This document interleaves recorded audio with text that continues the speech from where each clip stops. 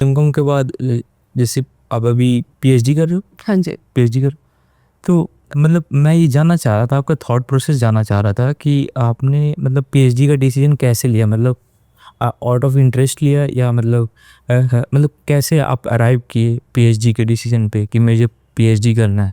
Okay, सो masters का third semester था, third semester के एग्जाम्स ख़त्म हो रहे थे। सम ऑफ माई फ्रेंड्स टोल्ड कि आप नेट जेआरएफ के लिए जा सकते हैं। Net JRF will give you an opportunity जहाँ पे आपको मंथली स्टिपेंड मिलेगा, साथ में आप अपनी पीएचडी परस्यू कर सकेंगे, आप अपने हायर एजुकेशन के लिए जा सकेंगे। एंड मेरा वन सच गोल हमेशा से रहा है। During my UG and PG too I was giving home tuitions to many of the students. So मेरे को हमेशा से पढ़ाना अच्छा लगा, टीचिंग प्रोफेशन अच्छा लगा। So I decided to give a attempt for NET JRF, और अगर होता है तो I will go for the assistant professorship job. So वहाँ से मैंने डिसाइड किया कि हम पीएचडी के लिए जा सकते हैं। एंड येस, अगर असिस्टेंट प्रोफेसरशिप जॉब नहीं रहती तो in the meantime we have that 5 years का स्टिपेंड जो गवर्नमेंट स्कॉलरशिप प्रोवाइड करते हैं। So it's around 47,000 a month, so we are getting that. So वैसे चीज़ें होती हैं कि वहाँ से थोड़ा वो लगा कि हाँ, एक बैकअप भी चलता रहेगा if I wanted to pursue something else in future, तो वो भी चीज़ें हो जाएगी। एंड ऑल्सो हायर एजुकेशन है, सब कुछ मतलब अकेडमिक्स में आपको रहना अच्छा लगता है, यूजी पीजी अच्छी लगी है, और आप वापस पीएचडी में जाके किसी कोर सब्जेक्ट में वापस पीएचडी करते हैं तो डेफिनेटली वो आपको हायर इंटरेस्ट देगा इन द फ्यूचर। ग्रेजुएशन में टॉपर रहे थे आप? हाँ जी, at S RCC I was the second rank holder. I never aimed at being a rank holder, but वो हो गया। एमकॉम में भी सही था आपका? हाँ जी, वो उसमें भी सीजीपी आती थी। I got 8.541 CGP in masters. It's difficult to score more than 8 CGPA in masters. और I got 8.54, so I was a rank holder at DSC also. DSC also. तो अंजलि यार, मैं आपका जैसे अभी मार्क्स जाना तो उससे मुझे पता लगा कि आपको यूपीएससी का सपना नहीं है, यूपीएससी परस्यू करने का?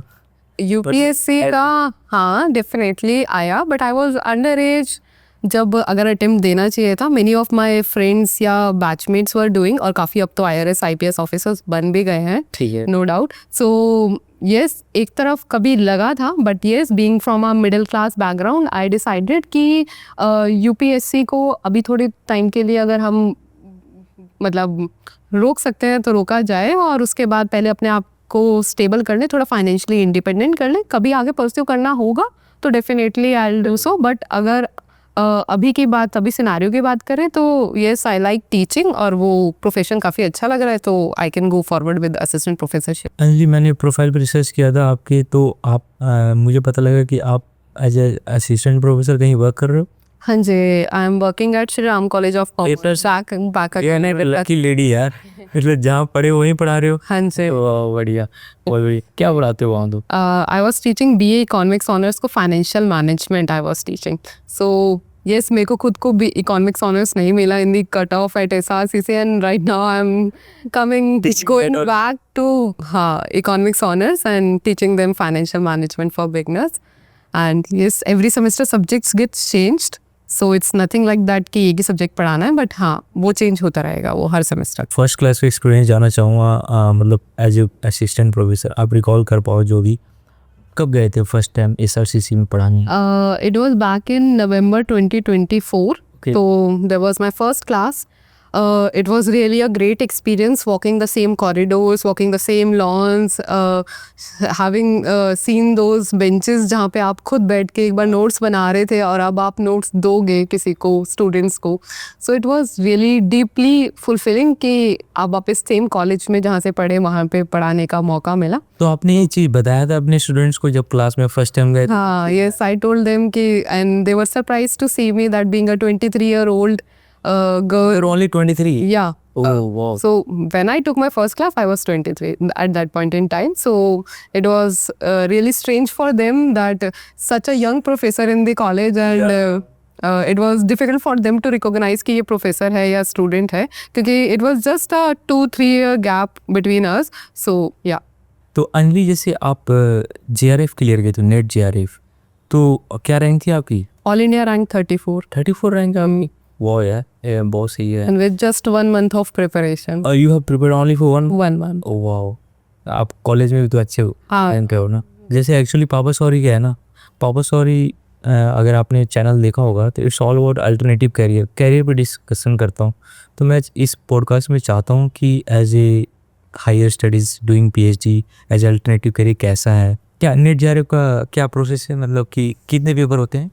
नेट जेआरएफ के अंदर 2 पेपर होते हैं, paper 1 and paper 2। Okay. Paper 1 is the basic paper, general paper, जो सबके लिए, सारे नेट जेआरएफ, आप कोई भी फील्ड से, कोई भी डिसिप्लिन से हो, आपको सबको वो पेपर 1 देना पड़ेगा। और पेपर 2 इज सब्जेक्ट स्पेसिफिक। तो मेरा सब्जेक्ट वाज कॉमर्स, तो वो पेपर 2 कॉमर्स का था। नेट जेआरएफ को कितने मार्क्स का पेपर होते हैं?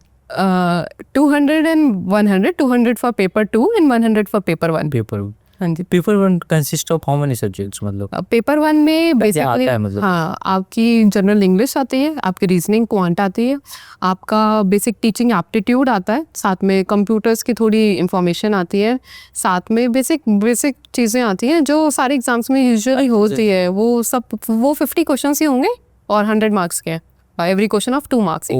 सो वो है। और फिर पेपर 2 में आता है, दैट इज जैसे आपने बता रहे थे आपने नेट जेआरएफ क्लियर किया है और रैंक 34 है आपका, ऑल इंडिया रैंक 34 है, राइट? नेट जेआरएफ का कॉमर्स वाला जो सब्जेक्ट है वो आपने कैसे प्रिपेयर किया था? आप बता रहे थे 1 मंथ में किया आपने, तो आप थोड़ा सा बताइए, रिसोर्सेज बता दीजिए कि क्या क्या आपने पढ़ा था कॉमर्स स्टूडेंट्स के लिए। ओके। सो अगर आपने अपनी under graduation and post graduation अच्छे से की है तो आपके लिए ज़्यादा डिफिकल्ट नहीं होने वाला NET JRF. It will require just 1 month of preparation. वो 1 मंथ भी इसलिए that you need to revise things जो आपने अभी तक सारे सब्जेक्ट्स पढ़े हैं, और सब्जेक्ट स्पेसिफिक आपको पढ़ना पड़ेगा। सो पेपर 1 के लिए तो आप केवीएस मदान की बुक फॉलो कर सकते हैं। उसके अंदर आपको 10 यूनिट्स के सारा मटेरियल गिवन है, तो उसके अंदर बहुत इजीली आप वो कर लोगे।